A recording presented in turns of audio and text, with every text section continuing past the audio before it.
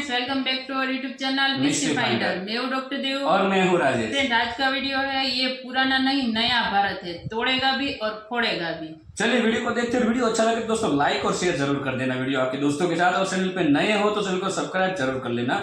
चलिए स्टार्ट करते हैं। अगर इंडिया फर्स्ट स्ट्राइक कर देता तो अगर India they are moving their weapons, let's hit them first. लेकिन इंडिया ने तो पहले ही कह दिया कि वो कभी भी फर्स्ट मूव नहीं करेंगे। ये तो वो पुरानी इंडिया है। क्यों, why would you want a second strike? अगर हम बात करें इस टाइम अजरबैजान और आर्मीनिया का, आर्मीनिया ने इंडिया से हेल्प मांगी है और कहा है कि हमें वेपन्स प्रोवाइड करें। आइंदा अगर आप हमको मौका देंगे तो we will be far more aggressive in our response. That excuse might be enough for India to say this is a self defence preemptive move. Last war हुई थी आर्मीनिया और अजरबैजान की, तो उसके दरमियान पाकिस्तान और टर्की ने अजरबैजान को सपोर्ट किया। सेंट्रल एशियाई देश आर्मेनिया को भारत ने Pinaka multi launcher rocket system और तोप देना शुरू भी कर दिया है, लेकिन इससे पाकिस्तान के परम मित्र अजरबैजान को मिर्ची लगनी शुरू हो गई है। It's giving Azerbaijan sleepless nights. एक तरफ जो ऑलरेडी स्ट्रॉन्ग नजर आ रहे हैं पाकिस्तान के मुकाबले में, अपने पड़ोस के किसी मुल्क की तरक्की की बात करें तो आपको कहा जाता है कि you are bashing your own country. इतनी बड़ा स्केल है उसका कि वो उन तमाम मसाइल के बावजूद जिनमें पाकिस्तान जिनका शिकार है, उसके बावजूद, उन तमाम चीज़ों के बावजूद इंटरनेशनल स्टैंडिंग उसकी इस तरह की है कि वो किसी की भी मदद कर सकता है। उन्होंने अपनी करेंसी को प्रमोट किया है, यूपीआई सिस्टम को प्रमोट किया है, मेक इन इंडिया प्रमोट किया है। हर चीज वो जहां गए हैं, जो भी टेक्नोलॉजी खरीद कर लेकर भारत जा रहे हैं, वो मैन्युफैक्चर भारत में। 2023 was going to be India का एक glorious year of India's diplomacy। नमस्ते दोस्तों, जय हिंद। हिंदुस्तान स्पेशल में आपका स्वागत है दोस्तों। जैसा कि दोस्तों आपने क्लिप में देखा, पाकिस्तानी मीडिया ये चर्चा कर रहा है कि ये पुराना नहीं नया भारत है। यह फर्स्ट स्ट्राइक भी करेगा और दुश्मन को निस्ते नाबूद कर देगा।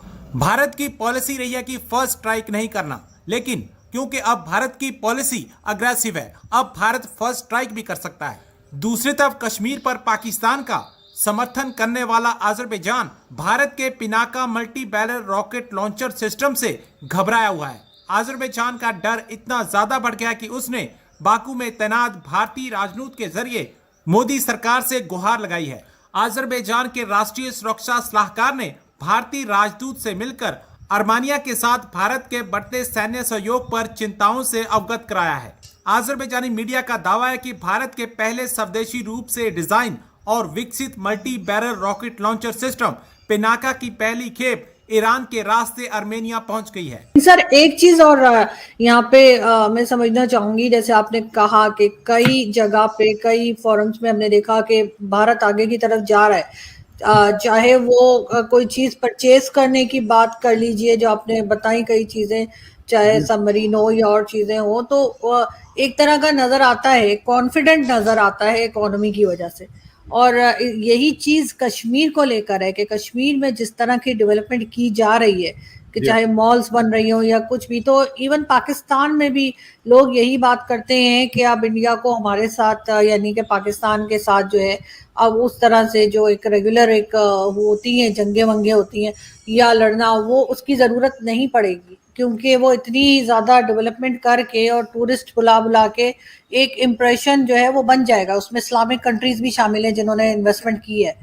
तो सर आपके ख्याल से जो इस वक्त एक दो दिन पहले राजनाथ सिंह साहब ने स्टेटमेंट दिया कि हम जब चाहें एलओसी को क्रॉस कर लेंगे, तो आपके ख्याल से इस किस्म की स्टेटमेंट की ज़रूरत थी कि एक तरफ जो ऑलरेडी स्ट्रॉन्ग नज़र आ रहे हैं पाकिस्तान के मुकाबले में, उसके बाद ये स्टेटमेंट देना आपके ख्याल से क्या सही है? देखिए, इसमें दो सवाल है, so will take them one at a time. तो जहां तक कश्मीर का सवाल है, I think the boat has left. जहां तक पाकिस्तान का सवाल है कि I think the game is over. Investments, Muslim Saudi Arabia और यूनाइटेड अरब एमिरेट्स ने इंडियन कश्मीर, इंडिया के साइड के कश्मीर में ज़्यादा इन्वेस्टमेंट किए हैं बनिस्बत आपके कश्मीर में, राइट? डेफिनेटली। हाँ, दूसरी चीज़ ये है कि इट ऑल्सो टेल्स यू कि ये जो OIC को लेकर कश्मीर का मुद्दा, पाकिस्तान का एजेंडा था, वो भी खत्म हो गया है permanently, right? Muslim countries are now closer to India than they are to Pakistan, specially important Muslim countries, Saudi Arabia को ले लें, UAE को ले लें और इजिप्ट को ले लें, तो रह जाता है बेसिकली टर्की के अलावा पाकिस्तान के पास I don't think has a Muslim friend who is not more friendlier with India. लेकिन Turkey wants to join the BRICS, Turkey wants to join SCO, right? India can block all of those things, right? तो Turkey को basically जब इनके applications आएंगे membership के लिए, खास तौर से SCO में, तो बहुत Turkey very interested in that. BRICS में तो लोग गिन लेते थे टर्की को, बट फॉर्मली सऊदी अरब भी वहाँ पे आना चाह रहा है. There is talk that Pakistan wants to apply. So, but India is powerful in these forums. So, मेरे ख्याल से at some point Turkey is also going to realize कि अरे यार, it is time to abandon the Pakistani agenda and join the Indian bandwagon. मेरे ख्याल से he was saying, Rajnath Singh जो बात कर रहे थे वो कारगिल को लेकर जो विजय दिवस मना उस कॉन्टेक्स्ट में उन्होंने कहा. तो कारगिल, मेरी खुद की position is much more aggressive than India's position. इस पर मैंने फखर के साथ बात की है, और मैं तो उनको कह रहा था कि मैं नहीं रुकता था. तो कारगिल के वक्त इंडिया ने वापस जो पाकिस्तान ने जो घुस के जो चीज़ें ऑक्यूपाई कर ली थी, जब वो सारी चीज़ें खाली हो गई तो इंडिया स्टॉप. बाद लोग कहते हैं कि अमेरिका की तरफ से दबाव पड़ा इसलिए India, but I would not have stop. मतलब it was a very good excuse. Pakistan ने आपको ऑलरेडी बहाना दे दिया था कि आप वापस और घुस जाते, वापस जितना आज़ाद कश्मीर या POK जो भी है वो वापस जितना ले सकते लेते, एक आध हफ्ता और चला लेते जंग and taken more, you know. So that is probably what he is referring के आइंदा अगर आप हमको मौका देंगे तो we will be far more aggressive in our response.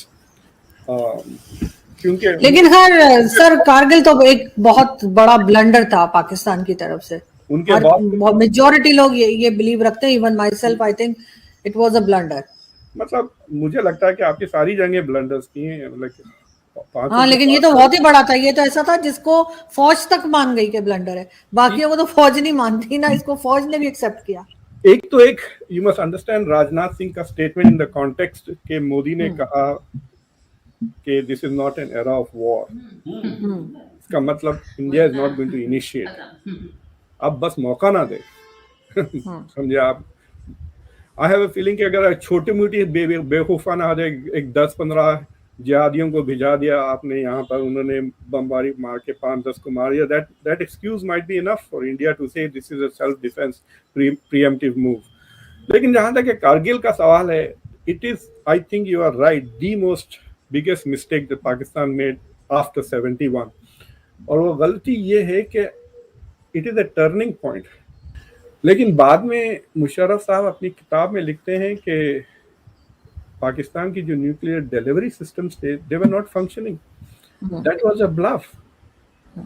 अगर इंडिया फर्स्ट स्ट्राइक कर देता तो, अगर India they are moving their weapons, let's hit them first. लेकिन इंडिया ने तो पहले ही कह दिया कि वो कभी भी फर्स्ट मूव नहीं करेंगे. ये तो थैंक यू दोस्तों वीडियो को यहाँ तक देखने के लिए. और जो वीडियो का टाइटल था वो इस पे पूरा बैठता है कि मतलब अब ये पुराना इंडिया नहीं है, अब ये नया भारत है.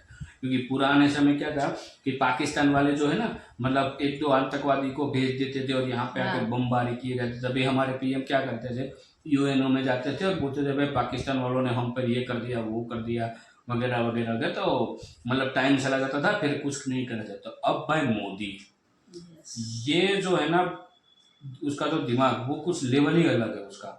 इसलिए तो उन्होंने सबसे पहले आके ही भारत देश की जो भी फॉरेन नीति थी वो सारी की सारी चेंज कर दी.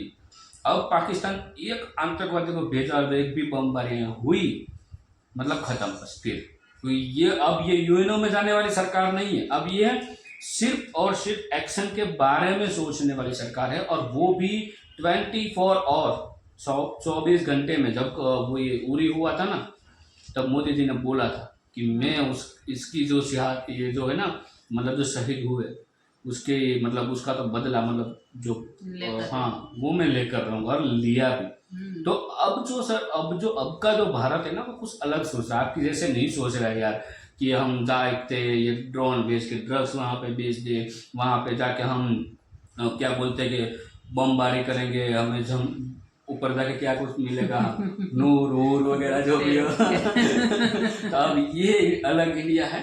अब यहाँ पे आप कुछ भी बोलोगे तो यहाँ का बच्चा भी आपके वहाँ पे आके कर जाएगा, ठीक है। तो देखते रहो अभी और क्या हो रहा है। अभी और थर्ड टर्म में भी मोदी जी आ ही रहे, तो और भी आप रेडी हो जाओ, अगले और 5 साल आपको झेलना पड़ेगा।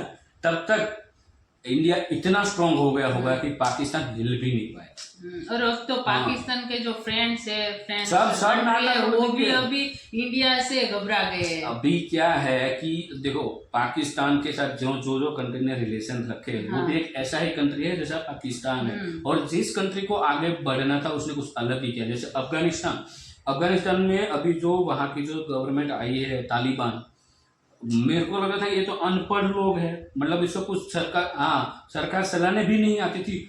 वो देश आज कुछ अच्छा सोच रहा है और आगे बढ़ने के लिए सोच रहा है। जब उसके देश में जब वो आए थे मतलब तालिबानी, तब खाने पीने के जब लाले पड़े थे तो उसने कुछ भी झिझक रखे बिना डायरेक्टली पीएम मोदी से बात की भाई हमें गेहूं की जरूरत है, और पीएम मोदी ने भेजा, और वो भी पाकिस्तान के रास्ते से भेजा और पाकिस्तान कुछ नहीं करवाया। तो अब ये सर ये नया भारत है। पहले था पुराना भारत, तब पाकिस्तान कुछ ना कुछ कर देता था, तब के मतलब यूएनओ, अब यूएनओ वाले मोदी जी को कॉल करते हैं, IMF वाले मोदी जी को कॉल करते हैं कि पाकिस्तान को लोन दे या ना दे। तो ये होता है भाई, हमारा भारत अब का। ये है हमारा भारत। अब ये नया भारत है और अभी और 5 साल अभी आने वाले हैं। अब 2024 के बाद फिर से मोदी जी आ ही रहे, ये लिख के ले लो वहाँ, क्योंकि आपको भी पता है। और हमसे ज्यादा पाकिस्तान लोग सर्च ज्यादा करेंगे 2024 में कौन आएगा। आप ट्रेंडिंग में देख लो ना, सबसे ज्यादा ट्रेंडिंग न्यूज मोदी जी की होगी, और सबसे ज्यादा मोदी जी को सर्च करने वाले लोग पाकिस्तानी। ये भी न्यूज में आ गया। तो इस वीडियो के बारे में दोस्तों आपकी क्या राय है कमेंट में लिखकर जरूर बताइएगा। मिलते हैं अगले नेक्स्ट वीडियो में। टिल देन जय हिंद जय भारत।